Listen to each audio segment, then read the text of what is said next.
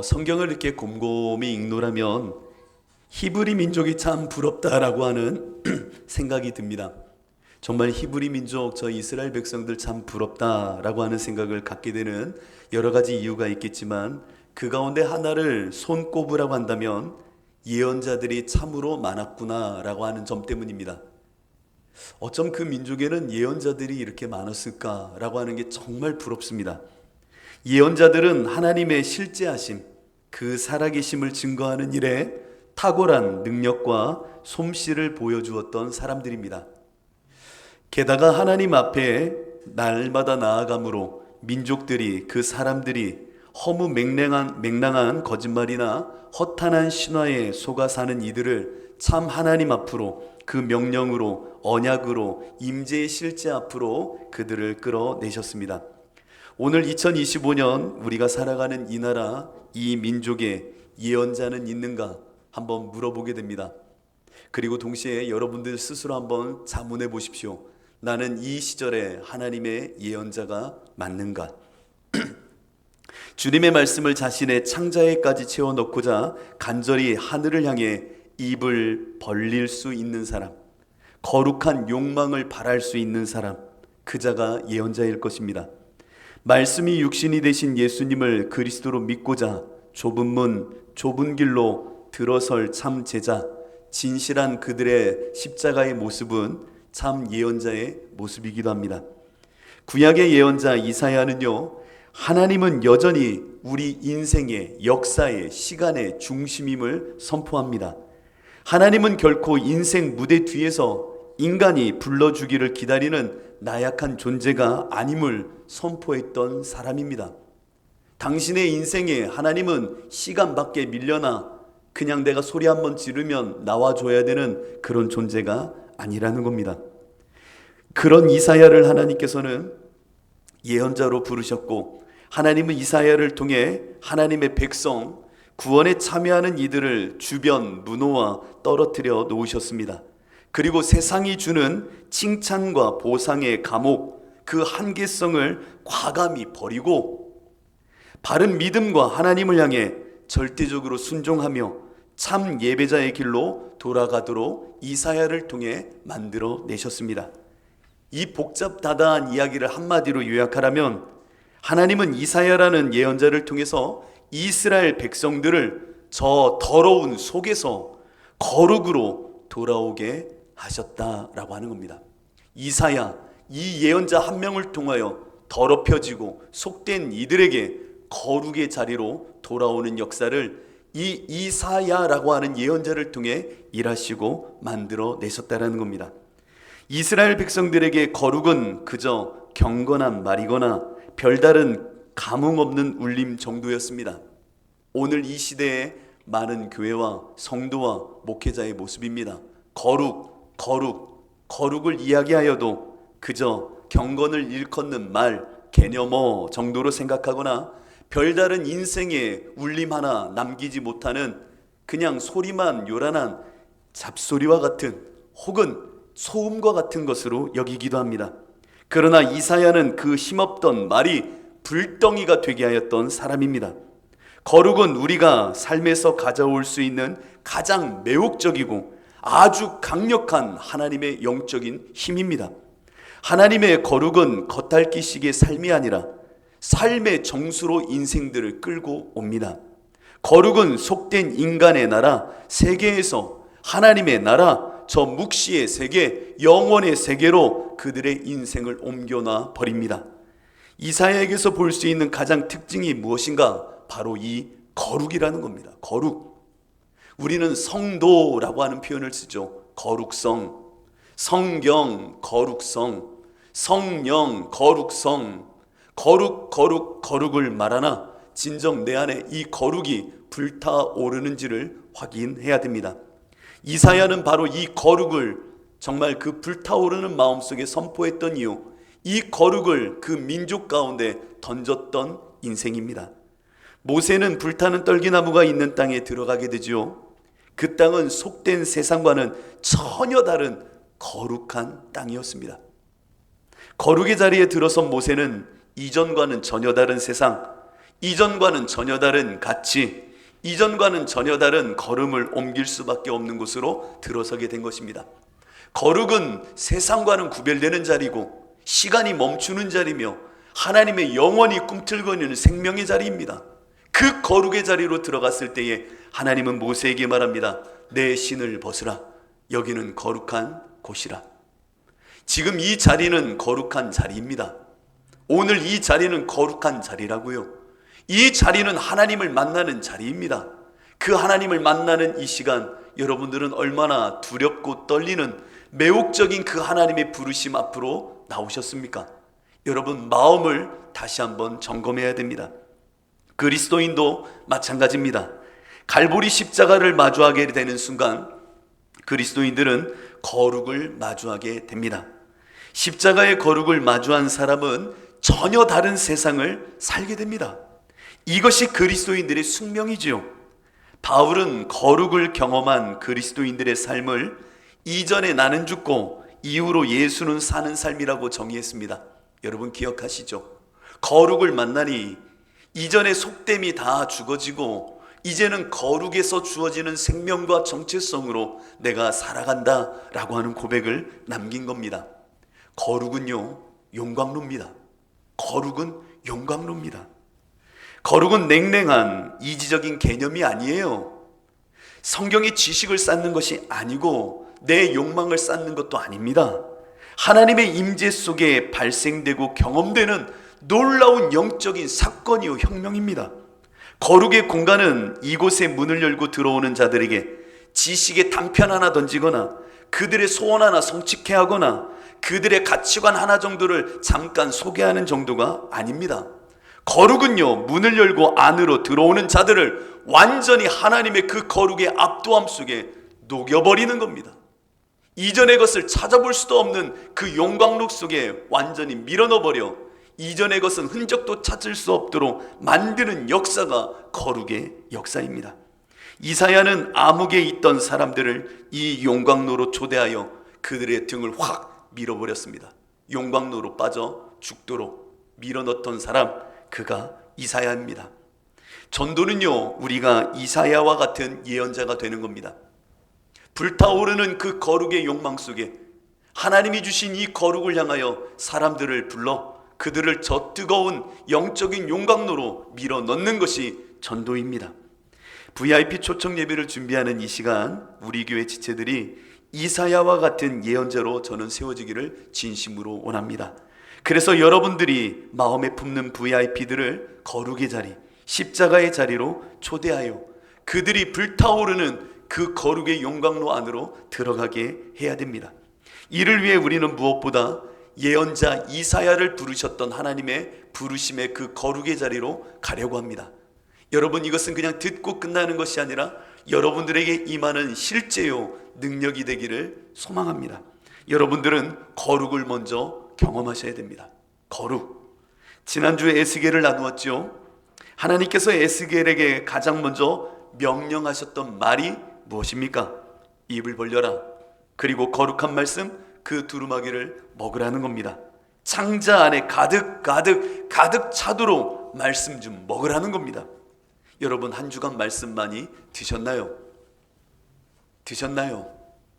말씀을 먹는다는 것은 문장과 문자의 개념을 이해하는 것이 아닙니다.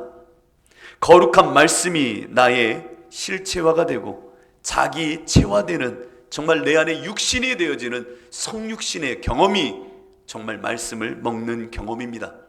이 경험을 일컬어 거룩의 경험이라고 말하는 겁니다. 전도자, 예언자는 거룩을 아는 수준이 아니라 경험하고 그것이 나의 전부가 되는 것이 바로 예언자들의 고백입니다. 전도자, 예언자는요, 자기를 증언하는 사람이 아닙니다. 나를 증언할 것 같으면 그렇게 말씀 안 먹어도 돼요.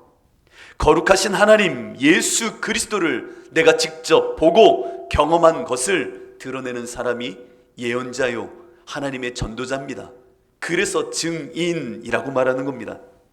거룩 예수를 경험해야 우리는 전도자로 하나님의 사람으로 살 수 있는 겁니다. 여러분들, 이것은 누군가 선교사나 목회자나 특정 전도자의 이야기겠거니 생각하면 안 됩니다. 이와 같은 경험이 있는 자가 구원을 누리는 자이기 때문입니다. 다른 별개의 이야기를 하는 것이 아닙니다. 내가 정말 예수 믿어 천국에 가는 그 믿음의 수준, 그 경험은 그 거룩의 경험이라는 겁니다. 바로 전도자가 누렸던 경험이요, 증인이 누렸던 경험이 곧 구원을 허락하시는 거룩의 경험입니다. 여러분, 우리가 누군가에게 말을 전하고 설득할 때에는 다양한 방법이 있어요. 아리스토텔레스의 저서 가운데 수사학을 보면은 말을 전하는 자, 설득하는 자에게는 세 가지가 필요하다라고 하면서 그 글을 남겼던 적이 있습니다. 저는 개인적으로 아리스토텔레스의 그 시학을 참 좋아하는데 이 수사학도 참 근사합니다. 거기에 보면 세 가지가 나옵니다. 설득을 위해서는 세 가지가 필요하다.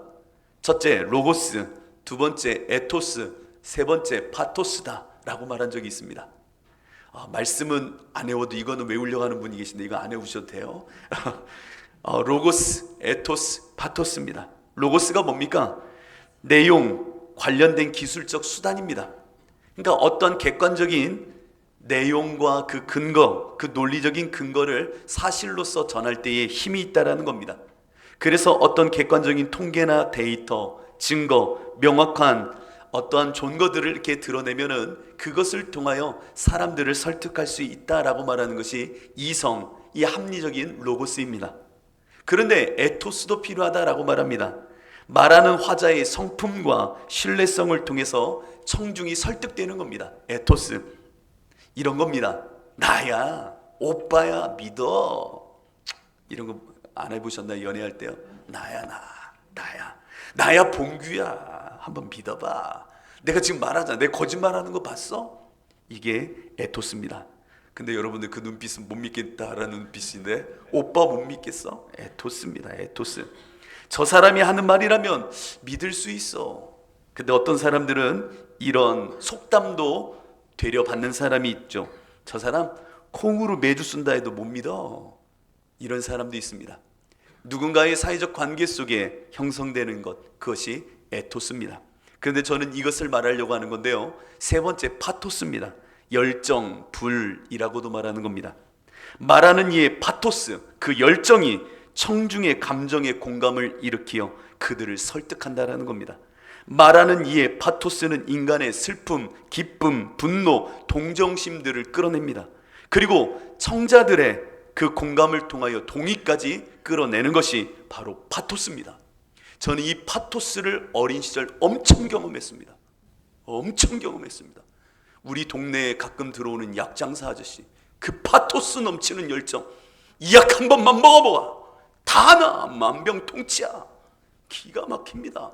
우와, 그 열정, 이거 아니면 죽을 것 같은 열정의 파토스. 그러면요, 동네 할머니들의 호주머니에서 돈이 나오기 시작합니다.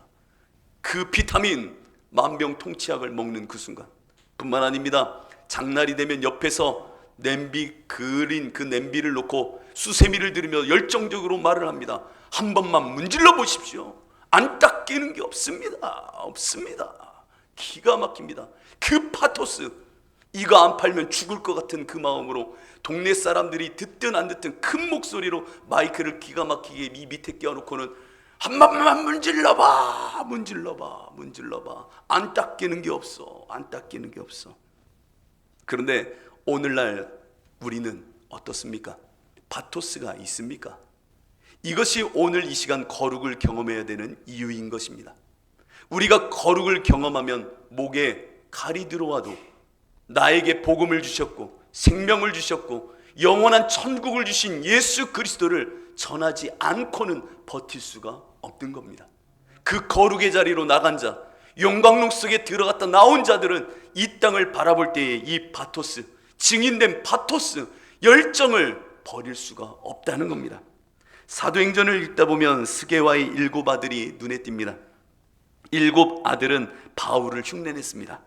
예수 이름으로 귀신을 쫓아내는 것 너무나도 신기했죠. 그것을 보고 따라했던 이들이 스게와의 7 아들입니다. 악기가 이들에게 말합니다. 내가 예수도 알고 바울도 알거늘 너희 누구냐? 라고 악한 귀신이 말을 겁니다.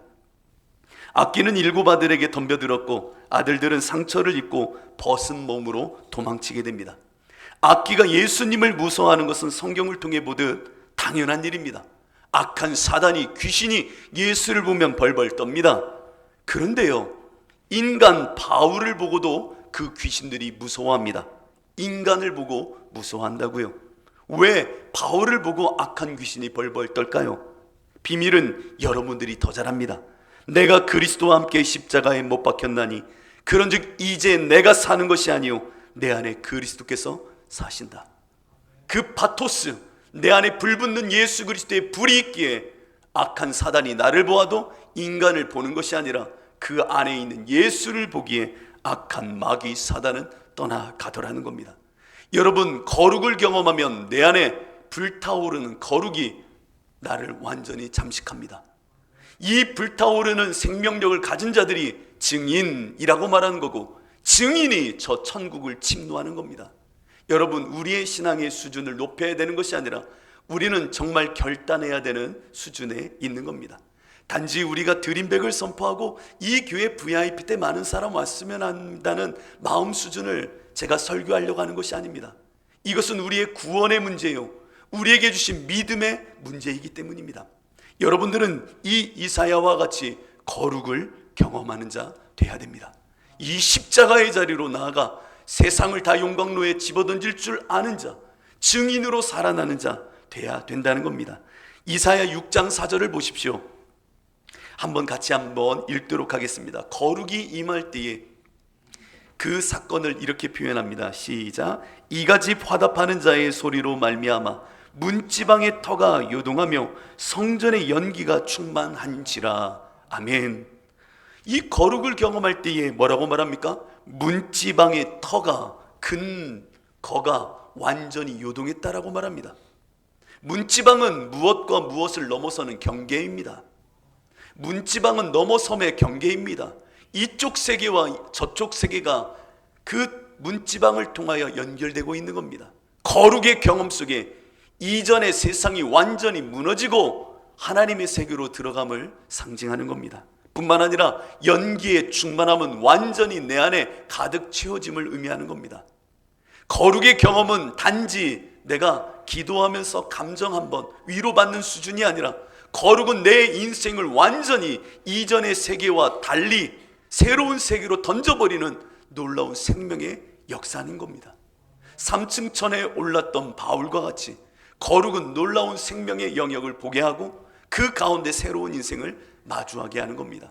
예수님은 이것을 거듭남이라고도 말씀하셨습니다. 그렇다면 이렇게 거룩을 경험한 자들에게 하나님께서는 그 입술에 말씀을 두고자 하십니다. 전도자, 예언자에게 가장 유용하고요, 가장 필요한 것이 있다면 이 입술일 겁니다. 입, 말. 이사야는 성전 보좌에 계신 하나님의 장엄함, 그 압도하는 거룩을 경험하게 됩니다. 그리고 중심에서부터 두렵고 떨리는 마음속에 자기의 문지방이 흔들려 그 근거, 토대가 완전히 무너지는 것을 경험하게 됩니다. 그리고 다음과 같이 회개를 합니다. 뭐라고요? 회개를 한다고요. 하나님의 압도하시는 거룩을 마주하면요, 인생은 100이면 100 회개할 수밖에 없습니다. 비일상의 경험, 거룩의 이 압도하는 경험은 나의 실제, 나의 참상, 나의 몰골, 나의 가난함을 보게 만듭니다.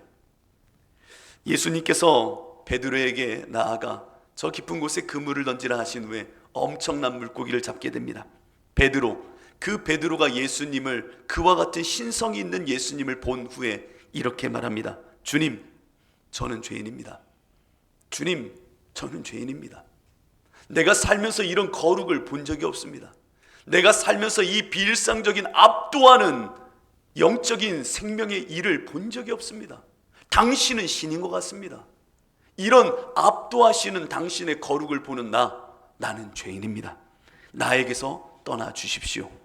이것이요, 인생이 갖는 자연스러운 반응입니다. 하나님의 거룩이 임하면 그 앞에 벌벌 떨며 그 안에 나의 티끌과 먼지됨을 회개할 수밖에 없는 것이 인생입니다. 하나님이 내 앞에 살아계신데 어찌 내가 범죄하며 내가 그 하나님을 무시하듯 어리석은 행동을 할 수 있겠습니까? 정말 코람데오 거룩이라고 하신 거룩하신 하나님이 내 앞에 있는데 어찌 내가 하나님이 싫어하는 일을 행할 수 있겠습니까? 진짜 거룩을 경험하면 우리의 일상은 내가 먼지와 티끌임을 볼 수밖에 없기 때문에 두렵고 떨림 속에 하나님을 대하듯 인생을 살 수밖에 없는 겁니다. 여러분, 오늘 이사야도 마찬가지였습니다. 하나님의 그 거룩하다 만군의 여호와를 배웠을 때에 이 이사야는 두렵고 떨려서 벌벌벌 떨면서 나는 입술이 부정한 자입니다. 나는 입술이 부정하여 죄를 범하는 자니 나는 정말 죽을 자입니다 라고 말합니다. 그래서 뭐라고 말합니까? 이제 나는 망하게 되었도다 라고 말합니다. 5절을 보세요. 그때 내가 말하되 화로다. 하나님을 만났는데 화로다 라고 말하는 겁니다. 화로다. 나요 망하게 되었도다. 나는 입술이 부정한 사람이요 나는 입술이 부정한 백성 중에 거주하면서 만군의 여호와이신 왕을 배었음이로다 하였더라. 여러분, 이것은 진짜 신앙의 모습입니다. 진짜 십자가를 마주한 사람들의 모습이라고요. 그 하나님을 배웠을 때는 내 마음의 두렵고 떨림 속에 나의 죄와 허물이 밝히 드러날 수밖에 없기에 화로다 나여 망하게 되었도다. 이 자기 인식이 분명할 때에, 자기 가난이 내 안에 엄습해 올 때에 회개와 함께 구원이 시작되는 겁니다. 오늘 이 시간 하나님을 본 자는 정말 죽어야 합니다. 구약 성경을 보면 하나님을 본 자는 죽는다라고 이야기합니다. 맞습니다. 하나님을 본 자는 죽어야 합니다.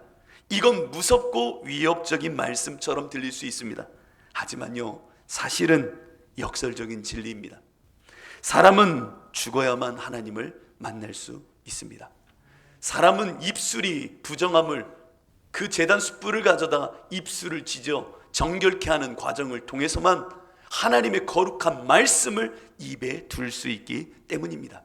이사야는 이제껏 자신이 하나님의 더러운 말을 일삼았고 하나님을 모독하기까지 했음을 고백합니다. 사실은요, 이사야의 수준은 이런 수준은 아닙니다. 그가 하나님을 이렇게 비방했었다고요? 아니요, 그렇지 않습니다. 그런데도 하나님을 만났을 때 이사야의 반응은 나는 더러운 말을 일삼던 자요 하나님을 모독하기까지 했음을 고백합니다. 일상에서 쉼없이 썩어질 세상의 말과 불경스러운 속된 말로 하나님을 비방했음을 스스로 말하기 시작하는 겁니다. 그러니 부정한 입술의 사람은 죽어야 하는 겁니다. 부정한 입술로 원망하고 현실을 부정하고 하나님을 원망하며 하나님을 비방하던 이 입술은 제단 숯불을 통하여 새롭게 정결함을 얻어야 되는 겁니다. 수치로 입술을 대는 사건, 저 천사가 제단에 있는 숯을 가져다 부지깽이로 들고 와 그 입술을 찢어버립니다. 여러분, 얼마나 뜨거울까요? 천사 스랍들 가운데 하나가 이사야에게로 날아오는 겁니다. 그런데 날아올 때에 제단에서부터 타고 있는 숯 하나를 부집개로 들고 와 그 입술에 대며 짖으며 말하는 겁니다. 보라, 이 숯이 내 입술에 닿았으니 내 죄가 사라지고 네 죄가 씻겨진다. 이것이 거룩의 놀라운 역사요 결과입니다. 하나님께서는 여러분들을 불러 세워 십자가 앞에서 이 일을 하길 원하시는 겁니다. 이 교회는 이 일을 하는 공동체입니다. 이 교회가 이 땅에 있는 이유는 다른 것 아닙니다. 하나님의 거룩을 맛보도록 이전에 말을 버리고 하나님의 말씀을 입에 두는 자를 만들어내려고, 십자가 이전의 삶을 버리고 십자가에서 예수를 진짜로 만나게 하는 것, 그리고 그 예수로 살게 하려고 이 교회가 있는 겁니다. 이 교회의 존재 이유인 겁니다. 사람들의 입술은 사실 매우 단순하고 매우 직설적이죠. 그러나 매우 또한 강력합니다. 우리의 입술은 직설적이에요. 그리고 정말 단순합니다. 자기의 감정을 고스란히 드러내는 곳이 입술입니다. 각 상황에 따라 내 입술은 나의 욕망을 그대로 1차적으로 발현합니다. 그래서 실수도 많고 말하기를 좋아하면 많은 갈등을 이뤄내기도 합니다. 성경을 보니까 동생을 죽인 가인에게 하나님께서 물으십니다. 가인아, 가인아, 네 아우 아벨이 어디 있느냐? 몰라 물으시는 물음입니까? 나 모르는데 진짜 어디 있냐? 이거 물으시는 겁니까? 아니잖아요. 한 번만 생각하면 알잖아요. 그런데 가인 이렇게 입술을 벌려 말합니다. 내가 알지 못하나이다. 그런데 내가 한 말씀 하겠습니다. 내가 내 아우를 지키는 자입니까? 지금 하나님한테 뭐하고 있는 거예요? 이걸 시골 할머니들 표현을 해야 탁 이게 가슴에 확 닿아오는데 그냥 터진 입이라고 그냥 이렇게 말하는 겁니다. 터진 입이라고 그냥 1차적으로 그냥 자기 감정 다 드러내는 겁니다. 하나님께요. 거룩하신 하나님 앞에서 내가 내 동생 지키는 자입니까? 라고 말하더라는 겁니다. 자기 상황에 지배되는 것이 입술이라는 겁니다. 요한복음 4장에 보면 중환병에 걸린 나사로를 살려달라는 요청을 받게 됩니다. 예수님은 나사로가 죽은 후에 이동하십니다. 죽기 전에 와달라겠는데 죽은 후에 이동하십니다. 이때 마르다가 말합니다. 예수여, 여짜오되 주께서 여기 계셨더라면 내 오라버니가 죽지 아니하였을 것입니다. 마르다는요, 눈앞에 예수가 있지만, 거룩하신 예수가 있지만 자기에게 좋은 상황에, 자기가 반응하기 좋은 상황에 입술을 열어버리는 겁니다. 다시 살아나리라. 예수님은 그 입술을 벌리는 여인에게 말합니다. 자기 기분에 따라 즉흥적으로 자기 좋을 대로 말하는 그 여인의 말, 그 말을 향하여 말씀을 던지는 겁니다. 다시 살아나리라. 말씀을 던져주신 예수님의 의도, 이것을 알아차려야 되는데 그 여인은 다시금 말합니다. 마르다가 이르되 마지막 날 부활할 때에는 다시 살아나겠지요. 그냥 자기 감정에 취하여 입술을 벌려 그냥 말하는 겁니다. 이것이 인생의 모습입니다. 하나님의 말씀을 통하여 세상을 바라보고 그 말씀을 입안에 둠으로 선포하여 창조의 역사를 일으키기보다는 내 기분의 감정을 가장 먼저 말하는 것이 입술이라고요. 그래서 이사야를 향하여 거룩을 말할 그 입술 가운데 제단 숯불을 가져다 지져버리는 겁니다. 이전에 사람의 말을 버리게 하는 거죠. 천사는 이런 입술을 제단 숯을 대고 정결케 만들어 버립니다. 그리고는 말씀으로 모든 시작을 선포하게 합니다. 이제 이사야는 자기 상황을 단순히 표현하고자 하는 입술이 아니라 거룩한 하나님의 말씀, 묵시의 말씀, 상황을 넘어서게 하고 상황을 읽어내게 하고 상황을 창조하게 하시는 하나님의 말씀을 그 입에 두게 하신다라는 겁니다. 거룩한 말씀은 생명입니다. 여러분, 하나님의 말씀은 창조입니다. 그렇게 말씀으로 상황을 읽고 주어진 세계를 말씀으로 창조해 내야 되는 겁니다. 내 입술의 감정적인 욕망의 선포가 아니라 내 안에 두신 말씀이 나의 전부라는 것, 그 말씀이 나의 세계관이라는 것, 그 말씀이 지향케 하시는 것으로 세상을 읽고 그것을 선포해 나가야 됩니다. 예수님은 병자를 고치실 때마다, 아픔에 처한 자를 만날 때마다 항상 묻는 것이 있었습니다. 네가 믿느냐? 네가 믿느냐? 믿음에서 역사가 나온다는 말입니다. 귀신 들린 아들을 데리고 나온 아버지, 할 수 있거든 불쌍히 여겨달라 라고 즉흥적으로 입술에 말을 던집니다. 상황에 묶인 말이죠. 당연히 할 수 있는 말처럼 보입니다. 그러나 예수님은 그냥 넘어가지 않습니다. 할 수 있거든이 무엇이냐? 네 입술의 즉흥적인 말이 무엇이냐? 믿는 자, 말씀을 입에 둔 자, 말씀의 권세, 거룩을 아는 자에게는 능치 못함이 없으리라. 그러자 이 입술의 언어가 바뀝니다. 내가 믿나이다. 믿음 없음을 도와 주옵소서. 그 입술을 바꿔내시는 예수님, 말씀으로 상황을 읽고 다스리고 창조하는 사람이 돼야 됩니다. 그 사람이 전도자입니다. VIP 초청 예배에 전도합시다, 초대합시다, 할렐루야 라고 말하면 제 마음속에도 이런 마음이 늘 듭니다. 전도해도 안 돼. 나는 안 돼. 나는 아는 사람도 없어. 아이고, 내가 말한다고 되겠어. 내 입술은 상황을 따라 이렇게 말을 합니다. 저는 그렇습니다. 그러면 안 됩니다. 내 입술을 하나님께 맡기어 주님의 말씀을 두고자 바꿔내야 되는 겁니다. 주님이 하시면 됩니다. 하나님이 하십니다. 하나님이 역사하십니다. 비록 내 입술은 연약하나 하나님의 말씀을 두셨기에 그 말씀은 권세요, 거룩이요, 역사하심은 힘이 큽니다 라고 선포하는 겁니다. 여러분들의 상황 속에 질병과 아픔과 때로는 절망 속에 있습니까? 입술에서 무엇이 선포되는지를 보십시오. 그 입술을 거룩의 경험 속에 이제는 주의 말씀을 두어 창조로 바꿔내야 되는 겁니다. 그것이 십자가의 사람입니다. 그것이 거룩을 아는 사람입니다. 그렇다면 이제 자신을 온전히 드리십시오. 이사야는 놀라운 경험을 했습니다. 거룩하신 하나님을 대면했지요. 천사가 제단 수칠 입술에 댄 것, 이것도 엄청난 경험이었죠. 그런데 귀에 자꾸만 신묘한 소리 하나가 들리기 시작합니다.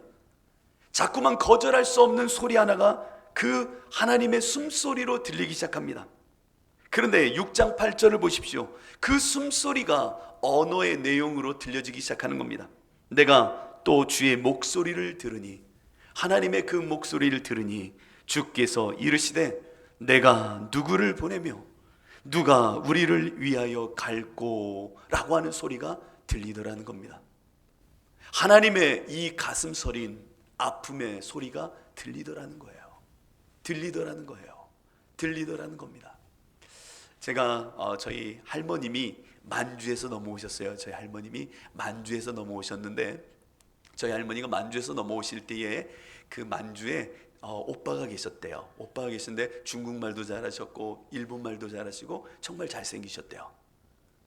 누구처럼 잘생겼을까 싶은데 아무튼 누구처럼 잘생겼대요. 엄청 그렇게 청년 회장을 하면서 그 지역에서 그러셨대요. 근데 저희 할머니가 이제 결혼을 해서 군산으로 이렇게 넘어오실 때에 저희 그 할머니의 오빠가 창호가 하면서 저희 할머니가 우자 창자 옥자를 쓰셨는데 창호가 하면서 흰 털장갑을 주셨대요.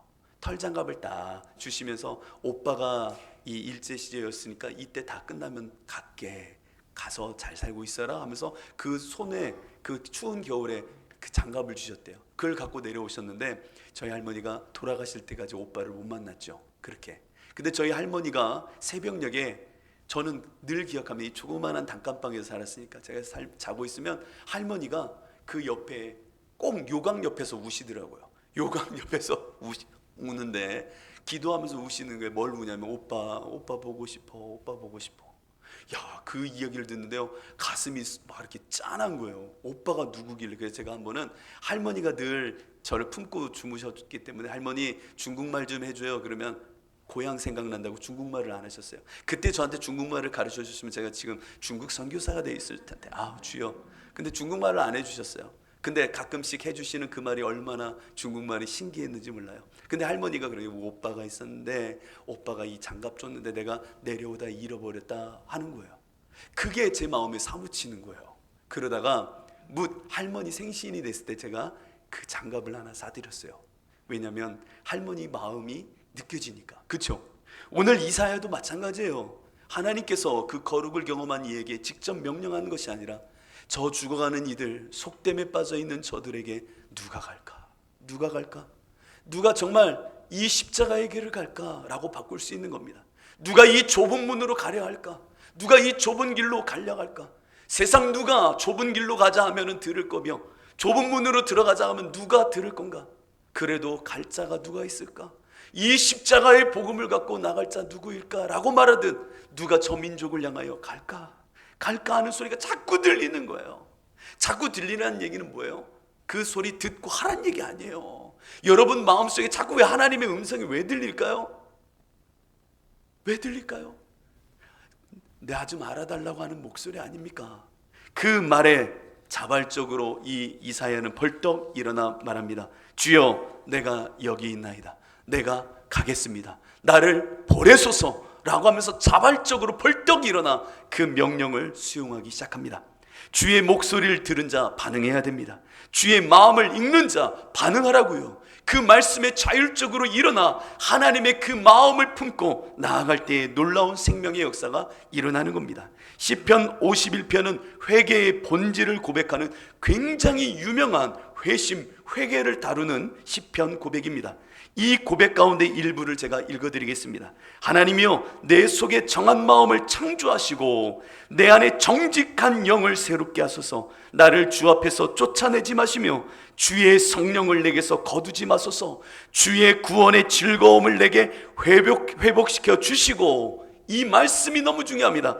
자원하는 심령을 주사 나를 붙드소서. 이게 진짜 회개한 사람들의 모습입니다. 내 마음에 자원하는 심령을 주옵소서. 제가 꿈꾸는 주사람 교회는 이 자원하는 심령이 있는 교회를 꿈꾸는 겁니다. 정말 회개하여 거룩을 맛본 자들에게 허락하시는 자원하는 심령, 강요하고 윽박지르고 하는 수 없이 눈치로, 직분 때문에, 목사의 강압 때문에, 의무 때문에 무언가를 하는 교회가 아니라 자원하는 심령에 반응하는 이들, 그들을 하나님은 반드시 만들어내기에 자원하는 심령을 갖고, 주여 내가 주님의 마음을 알지요, 하나님의 마음을 알지요, 주여 내가 여기 있사오니 주여 나를 보내소서 하는 자원하는 심령의 사람들을 원한다는 겁니다. 하나님은 이와 같이 자원하는 심령으로 전진해 나아가는 사람들을 반드시 복 주시고 사용하십니다.